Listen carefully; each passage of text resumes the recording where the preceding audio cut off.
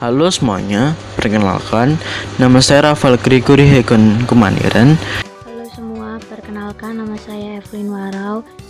Halo, nama saya Gwainet Felicia Anya Karen Hapuk Ai. Biasa dipanggil Gwainet. Perkenalkan, nama saya Vincentia Evangeline, biasa dipanggil Cia. Kami dari kelompok 1 kelas 10 MIPA 1 SMAK Stella Maris Surabaya. Hari ini di podcast ini kita akan membahas tentang musik tradisional, tarian tradisional, prestasi Indonesia di kancah internasional, dan banyak hal-hal menarik lainnya yang akan kita bahas dengan judul Our Country, Our Strength. Nah, kalian yang penasaran, tonton sampai habis ya. Oke guys, kita bahas tentang musik tradisional dulu nih. Sebelum aku menjelaskan ke kalian apa itu musik tradisional, aku mau tanya dulu ke kalian semua. Kalian udah pada tahu belum apa itu musik tradisional? Udah tahu dong pastinya. Musik tradisional adalah musik yang hidup di masyarakat secara turun-temurun dan dipertahankan sebagai sarana hiburan. Nah, kalau kalian udah pada tahu apa itu musik tradisional, pasti kalian tahu juga dong alat musik tradisional apa saja yang pernah dibawakan di mancanegara. Wah, aku belum tahu ada alat musik yang pernah dibawakan di mancanegara. Nah, jadi ada alat musik tradisional yang pernah dibawakan di mancanegara, yaitu alat musik angklung. Popularitas angklung di luar negeri sangatlah luar biasa. Pasalnya, alat musik tradisional Indonesia ini sering tampil dalam konser maupun penggelaran musik dunia, seperti pertunjukan Montgomery College Cultural Center di Amerika. Konser bertajuk Pulau The Angklung Congress ini diadakan untuk memperingati 5 tahun angklung dinobatkan sebagai warisan budaya UNESCO. Sedangkan di Teater Odeon Paris, Sanggar Angklung dari Bandung, Saung Udo membuat takduk penonton dan bahkan mengajak penonton ikut terlibat di atas panggung. Kemudian di Eindhoven, Belanda, para mahasiswa pencinta angklung di Universitas Teknologi Eindhoven berhasil menghibur penonton di konser Melodies of the World pada tahun 2013 lalu. Oh, jadi angklung yang pernah dibawakan di mancanegara. Tapi, masa hanya angklung saja yang dibawakan di mancanegara? Sebenarnya sih tidak hanya angklung saja. Ada sebagian alat musik tradisional yang pernah dibawakan di mancanegara, tetapi hanya sebagian saja yang pernah masuk di mancanegara. Oh, begitu ya. Iya, jadi kalian udah paham semua kan apa itu musik tradisional sama alat musik apa saja yang pernah dibawakan di mancanegara. Iya, akhirnya aku udah tahu juga. Baguslah kalau kalian udah pada tahu. Tetapi di sini aku tidak hanya bahas tentang musik tradisional saja yang pernah dibawakan di mancanegara, tetapi ada lagi loh selain musik tradisional. Wah, apalagi tuh? Nah, jadi tidak hanya musik tradisional saja yang dapat dibawakan di mancanegara. Ada juga yaitu tarian-tarian Indonesia yang pernah dibawakan oleh mahasiswa Indonesia yang belajar di sana. Iya kah? Tarian-tarian Indonesia juga pernah sampai ke mancanegara. Wah, keren. Apa aja sih tarian Indonesia yang pernah ditampilin di negara lain? Di luar negeri, tari saman sering ditampilkan oleh mahasiswa Indonesia yang belajar di sana. Tari saman membuat masyarakat Paris tertegun di Culture Hall Kedutaan Besar Republik Indonesia di Paris, Perancis pada bulan Mei 2013.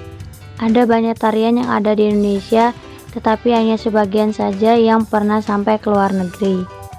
Wah, ternyata tidak hanya alat musik Indonesia saja ya yang pernah dibawakan, tetapi tarian Indonesia juga pernah mereka bawakan. Keren banget. Wah, keren banget sih. Ternyata mereka nggak ngelupain budaya Indonesia ya. Iya dong, pastinya itu patut kita contoh. Walaupun kita sedang tidak berada di negara kita, tetapi kita harus ingat juga budaya Indonesia yang Bener banget sih. Nah, setelah tadi kita membahas tentang tari tradisional dan musik tradisional, sekarang kita akan membahas tentang hal-hal atau kegiatan apa saja yang harus dilakukan sebelum melakukan kegiatan menari. Emang apa aja yang perlu dilakukan? Banyak dong. Sebelum melakukan kegiatan menari, hal-hal yang harus dilakukan adalah pemanasan-pemanasan dasar yang berfungsi untuk meningkatkan suhu otot, meregangkan dan melenturkan otot agar tidak cedera, dan masih banyak lagi fungsi melakukan pemanasan sebelum menari. Wah, berarti melakukan pemanasan sebelum menari sangatlah penting ya. Iya dong, bukan hanya untuk menari saja, pemanasan juga penting sebelum melakukan kegiatan-kegiatan dan olahraga juga. Ngomong-ngomong soal senam dan olahraga, kalian tahu gak sih, ada olahraga yang namanya senam irama? Tahu dong, senam irama atau yang biasa disebut senam ritmik adalah senam dengan gerakan yang mengikuti irama yang berupa tepukan tangan, ketukan, nyanyian musik, dan lain sebagainya. Senam irama juga dilakukan secara perorangan atau kelompok untuk memperlihatkan koreografi yang kental dengan akrobatik dengan atau tanpa alat bantu senam yang berupa bola, pita, tali, gada, dan simpai. Nah, benar banget. Sekarang, kalian tahu gak, ada tari-tarian yang juga menggunakan gerakan dasar senam irama loh, seperti tari piring, tari giring-giring, tari saman, tari jaipong, balet, dan banyak lagi tari lainnya. Kalau untuk prestasi, nggak usah ditanya lagi deh, karena banyak prestasi yang diperoleh oleh atlet dari Indonesia dalam bidang senam irama di kancah internasional loh, yang pastinya ikut mengharumkan nama bangsa, seperti Nabila Evan Destiera yang berhasil meraih 1 emas dan 1 perak saat tampil di kejuaraan Fort Diadem Cup Rhythmic Gymnastik. Ajang tersebut berlangsung di Berlin, Jerman pada tanggal 24 sampai 25 November 2018. Yang kedua ada Mutia Nur Cahya yang berhasil meraih 1 medali emas pada Asian School Games di Stadion Bisan, Singapura. Dan masih banyak atlet-atlet Indonesia lainnya yang pastinya juga mengharumkan nama bangsa dengan prestasi mereka. Wow, hebat-hebat banget ya. Ternyata banyak juga atlet Indonesia yang bisa jadi contoh bagi pemuda sekarang dengan prestasi-prestasi mereka. Bener banget. Nah, setelah bahas tentang prestasi Indonesia, kita bahas tentang fisika yuk. Dalam kehidupan sehari-hari, fisika berperan sangat penting loh. Dalam fisika, ada yang namanya hukum Newton. Kalian pada tahu nggak hukum Newton ada berapa? Ada 3 kan ya? Iya, benar banget ada 3. Nah, dari ketiga hukum itu, penerapannya berbeda loh. Contoh penerapan hukum 1 Newton saat kita membawa tumpukan kertas sambil berlari, lalu berhenti secara tiba-tiba. Maka kertas yang kita bawa akan jatuh dan berhamburan. Memangnya bunyi hukum pertama Newton itu kayak gimana, Ci? Menurut salah satu website dari aplikasi belajar online, bunyi hukum Newton kayak gini. Setiap benda akan mempertahankan keadaan diam atau bergerak lurus beraturan, kecuali ada gaya yang bekerja untuk mengubahnya. Kalau dalam bermain musik ada penerapan fisikanya juga nggak? Dalam bermain alat musik, contohnya kolintang, hukum Newton 2 juga diterapkan loh. Saat kita memberi gaya dengan cara memukul musiknya, batang-batang dari kolintang akan bergetar sehingga menghasilkan bunyi dari gaya berupa pukulan yang diberikan. Wah, ternyata memang penerapannya bisa di mana saja ya. Kalau untuk hukum 3 Newton, penerapannya gimana? Ada juga kah penerapan hukum 3 Newton waktu bermain alat musik? Ada dong, sewaktu kita memukul-mukul gendang, tanpa kita sadari hukum 3 Newton diterapkan. Sewaktu kita memukul gendang, pasti alat pemukulnya akan terpental kembali ke arah kita. Hal ini terjadi karena adanya gaya reaksi dari gendang yang dipukul. Oh gitu. By the way, gaya itu termasuk besaran vektor kan? Kenapa sih bisa tergolong besaran vektor? Alasannya apa sih? Gaya termasuk besaran vektor karena saat kita memberi gaya, tentunya gaya yang kita keluarkan memiliki arah. Selain itu, gaya yang kita keluarkan juga memiliki nilai. Maka dari itu, gaya yang kita keluarkan dikategorikan sebagai penerapan vektor dalam fisika. Oke, jadi setelah kita ngobrol soal vektor tadi, sekarang kita bakalan bahas soal kewirausahaan. Nah, yang bakalan kita bahas lebih lanjut itu seputar potensi-potensi budaya yang bisa kita jadiin peluang usaha. Wah, gimana tuh? Jadi, as we know, Indonesia tuh punya banyak sekali kebudayaan, entah yang bersifat abstrak ataupun yang bersifat konkret. Kebudayaan abstrak dan konkret itu kayak gimana? Kebudayaan abstrak itu adalah kebudayaan yang tidak berwujud benda, misalkan tarian tradisional, lagu tradisional, dan bahasa daerah. Sedangkan kalau kebudayaan konkret itu merupakan kebudayaan yang berwujud seperti baju adat, rumah adat, dan senjata tradisional. Nah, kali ini kita akan membahas tentang kebudayaan-kebudayaan Indonesia yang telah sukses menarik minat mancanegara. Wah, budaya apa aja itu? Sebenarnya banyak sekali kebudayaan Indonesia yang telah berhasil menarik perhatian mancanegara. Namun yang akan kita bahas di kali ini adalah mengenai kain adat. Kain adat Indonesia memiliki ciri khas dan tampilan yang unik dan dapat menarik minat banyak orang. Oh ya? Contoh-contoh kainnya apa aja, Gwineth? Sebutin dong. Kain adat asli Indonesia sangat banyak, tetapi ada beberapa kain adat yang benar-benar diminati rakyat dan juga orang asing.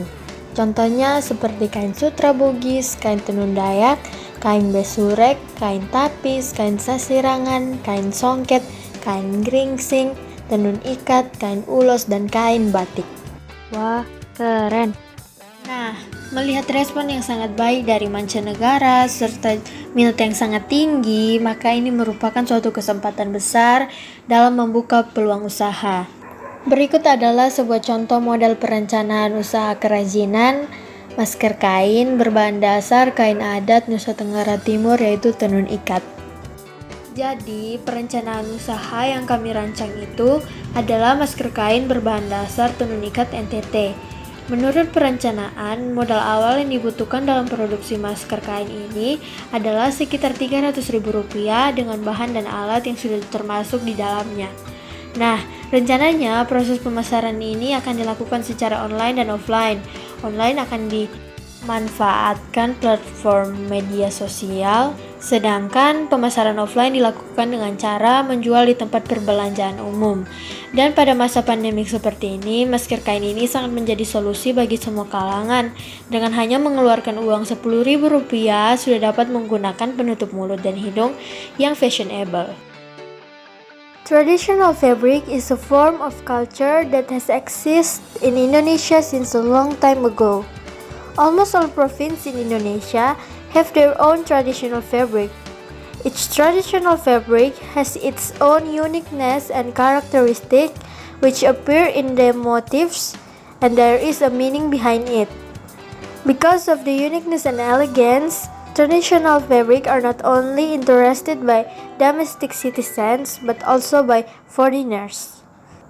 Some Indonesian traditional fabric are very popular in foreigners' country, such as batik from Java Island, Bugis silk fabric from Sulawesi, geringsing fabric from Bali, songket from Palembang, sasirangan fabric from South Kalimantan, and ikat weaving from the island East Nusa Tenggara.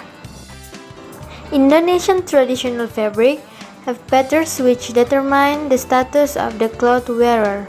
Traditional fabric can be used by anyone at any moment, but during traditional ceremony, it can be distinguished according to the fabric motif. The more difficult the motif is made, the higher the position of the person who wears it.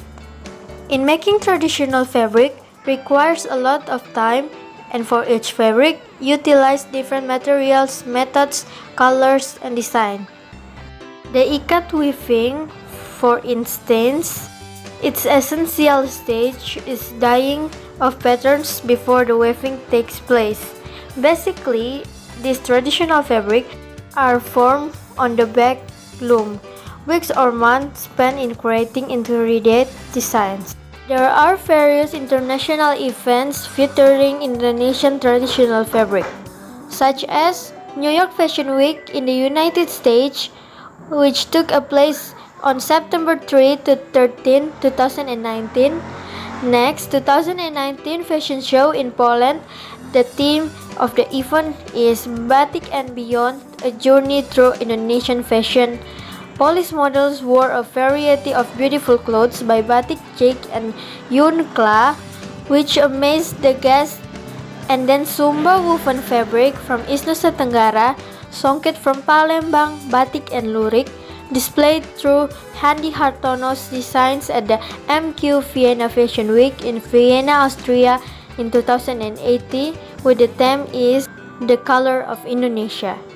Indonesian traditional fabrics get a positive response and interest from the other countries. Therefore, it is a very big opportunity to plan business in this field.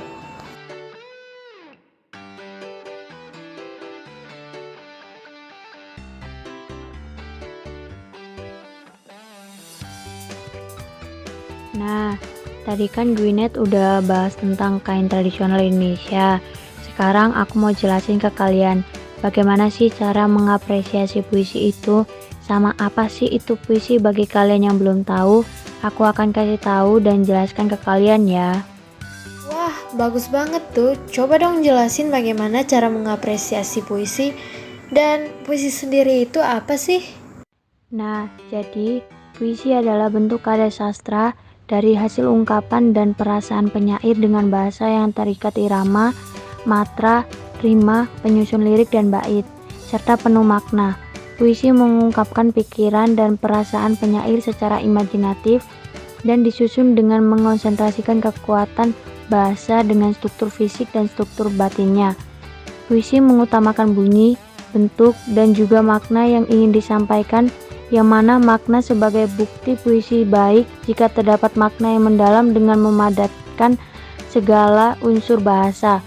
Puisi merupakan seni tertulis menggunakan bahasa sebagai kualitas estetiknya. Keindahan, puisi dibedakan menjadi dua, yaitu puisi lama dan puisi baru. Bagaimana cara kita untuk mengapresiasi puisi? Puisi sebagai hasil ciptaan sastra sebenarnya mengandung berbagai macam unsur yang sangat kompleks. Unsur-unsur itu meliputi: yang pertama, unsur keindahan; yang kedua, unsur kontemplatif yang berhubungan dengan nilai-nilai; yang ketiga, media pemaparan baik berupa media kebahasaan maupun struktur; yang keempat, unsur-unsur intrinsik yang berhubungan dengan ciri karakteristik ciptaan sastra itu sendiri sebagai suatu teks. Oh, jadi puisi itu kayak gitu. Terus cara mengapresiasinya juga ada unsur-unsurnya ya? Iya, begitu. Tetapi, apakah puisi merupakan seni tertulis? Sebenarnya, puisi merupakan seni tertulis di mana bahasa digunakan untuk menambah kualitas estetik atau keindahannya. Penekanan pada segi keindahan dari suatu bahasa dan penggunaan sengaja berulang. Meter dan rima merupakan hal yang dapat membedakan puisi dengan prosa. Oh, jadi gitu. Puisi itu merupakan seni tertulis. Iya, contoh puisinya bakal dibacain sama Cia. Selendang Batik Biru, karya Vincentia Evangeline. Selendang batik biru, tenunan kain dari sutra, berwarna biru, bercakrawala. Dipotong dan dihias secara teliti, digambar sepenuh hati dengan corak yang khas. Elok dirimu bak intan, dikemas rapi, bagaikan perhiasan. Dirimu disebarluaskan sampai ke kancah internasional. Selendang batik berwarna biru nan anggun, sombongkan dirimu di hadapan mereka. Engkaulah seluruh pasang mata biru, bawalah nama Indonesia bersamamu. Nah, jadi kayak gitu contoh puisinya. Hari ini kita kedatangan tamu spesial loh. Yuk kenalan dulu. Selamat pagi Kakak Romina. Would you like to introduce yourself first? Selamat pagi, adekku sayang. Okay, I will introduce myself. I am Romina Pottiasina. I am 36 years old. I have one son. His name is Denzel, and he is 7 years old. I live in the Netherlands, a village called Nijverdal. I work as a social worker. I work with gifted children and parents.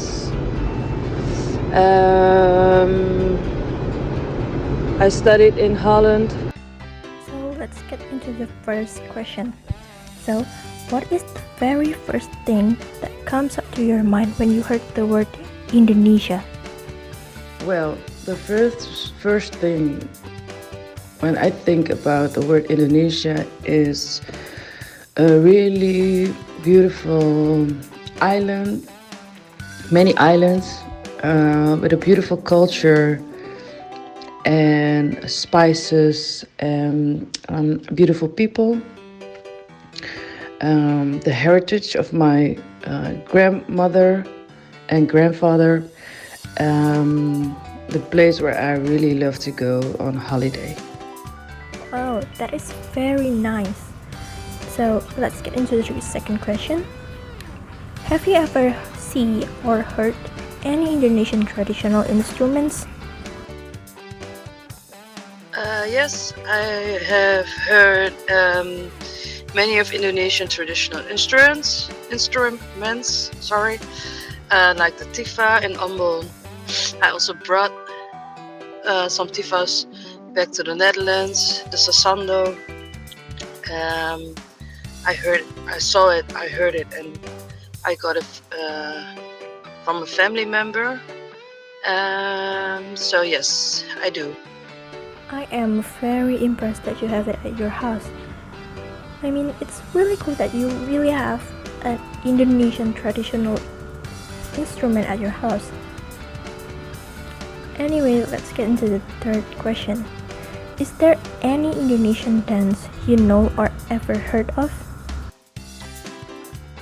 Well, I only know Moluccan dance, like the Manari and the Poco-Poco, and that's it. Well, Poco-Poco is like one of the most famous Indonesian dance, if I could say. Even the Korean boy group NCT ever dance it. I've ever watched the video at YouTube and they dance it really fluently. That's really cool. Anyway, let's get into the next question. Do you know about Indonesian traditional cloth called batik? Yes, I know the traditional cloth called batik. Of course, I know it. I really love batik. Okay, so last question. Besides tempe, have you ever tried any other kind of Indonesian dishes? Tempe. Yes, of course, I have tried many kinds of dishes like soto ayam, nasi putih, nasi kuning, sayur campur, rendang. I have all kinds of food, but also different kinds of fish dishes, meat, and we also have a typical Moluccan dish. How do I call it again? Okay, wait a second, please.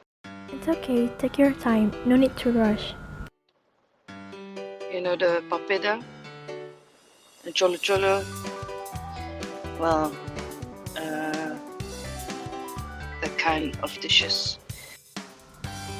Papeda, well, I never really tried papeda, but papeda does look good. Really, not gonna lie. By the way, we have two guests today, so let's get into the next guest. So, hey Uncle John, can you please introduce yourself first? Hi, my name is John Drew. I'm from London, England, but living in Perth, Australia. The questions are the same, so let's get into the first question. So, the first question is, what is the very first thing that comes up to your mind when you heard the word Indonesia? When I think of Indonesia, I think of the beautiful people and the beautiful culture. Okay, so second question. Have you ever seen or heard any Indonesian traditional instruments? I've heard of and seen on TV an Indonesian drum. I think it's called suling. Okay, so next question. Is there any Indonesian dance you know or ever heard of? I've heard of the Yadinya Kasada dance. I think it's from Bali. I think you mean Upacara Kesada from suku Tengger. It's not from Bali, but it's okay. Anyway, next question. Do you know about Indonesian traditional cloth called batik?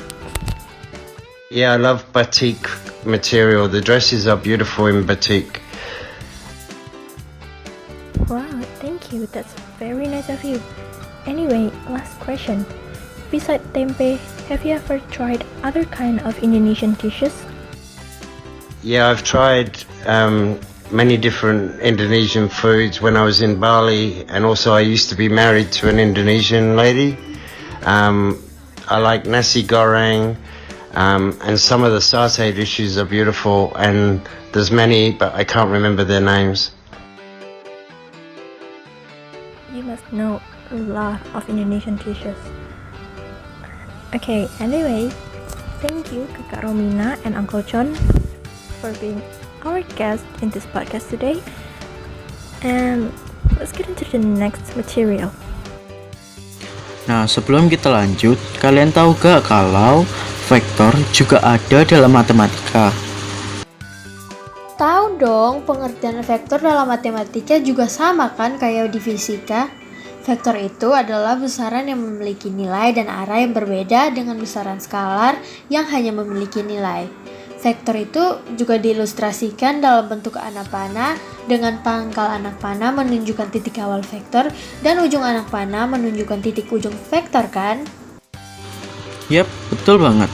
Tapi kalian tahu nggak kalau di dalam beberapa tarian ada yang mengandung unsur matematika loh? Hah? Emang iya? Kan tarian itu menggunakan gerakan badan. Apa sih hubungannya sama matematika? Gini, kita misalkan tari gambyong. Tari gambyong sendiri memiliki pola-pola posisi atau formasi saat menari. Jika kita perhatikan baik-baik, pola-pola tersebut memiliki unsur matematika loh. Hah? Emang iya?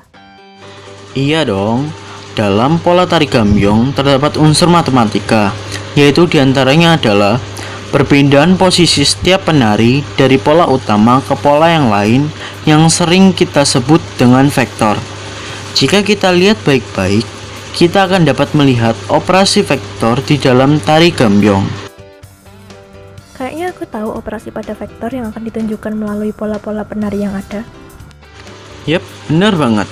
Ketika para penari menggabungkan pola-pola atau berpindah dari pola satu ke pola lainnya, kalau kita memperhatikan secara teliti, maka kita akan melihat adanya operasi vektor.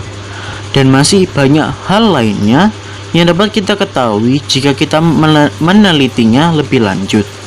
Dan masih banyak lagi tari-tarian yang mengandung unsur matematika, seperti operasi transformasi geometri dalam tari sajojo, dan lain-lain. Wah, keren banget sih. Iya dong. Jadi, Indonesia itu sangat kaya, baik dalam hal alam maupun budaya. Potensi Indonesia sangat luar biasa besar untuk menjadi negara maju. Tetapi bagaimanapun juga, untuk menjadi negara maju, tentu saja harus memperhatikan infrastruktur. Banyak daerah-daerah di Indonesia yang sangat berpotensi menghasilkan hal-hal yang dapat menarik mancanegara, namun masih kurang terekspos karena infrastruktur yang belum memadai. Jadi, selanjutnya kita akan bahas soal infrastruktur yang di dalamnya terbangun dengan peran penting trigonometri. Jadi, trigonometri yang kita pelajari dalam pelajaran matematika wajib punya peran dalam kehidupan sehari-hari ya? Tentu saja, sebenarnya ada banyak sekali peran trigonometri dalam kehidupan sehari-hari. Namun kali ini kita bakalan bahas lebih lanjut tentang peran trigonometri dalam pembangunan infrastruktur saja. Tolong jelasin dong, pasti banyak yang belum tahu nih. Oke, jadi trigonometri digunakan dengan tujuan agar surveyor atau ahli ukur tanah tidak perlu terjun langsung ke lapangan. Cukup dengan menggunakan aturan trigonometri, dia sudah bisa mengukur tanah yang akan dibangkitkan jalan. Pembuatan jalan, jembatan, dan pendirian bangunan dibutuhkan trigonometri. Trigonometri sangat berperan penting dalam mencari ketinggian jalan yang miring pada bidang datar dengan hanya cukup mengetahui sudut kemiringan jalan dan panjang jalan. Memangnya harus ya ngukur ketinggian kemiringan tanah gitu? Harus dong, dalam sistem undang-undang agraria zaman sekarang, koordinat eksak batas negara itu penting supaya batas negara tidak bergeser. Permukaan lapis agraria harus rata sehingga air tidak sanggup menggenang akhir permukaan yang tidak rata. Deviasi maksimum untuk kerataan permukaan adalah 1 cm saja. Maka dari itu adalah sangat penting untuk mengukur kemiringan suatu tanah. 大家好，感谢你观看我们的视频。开视频日期于2021年2月11日星期四。谢谢，再见。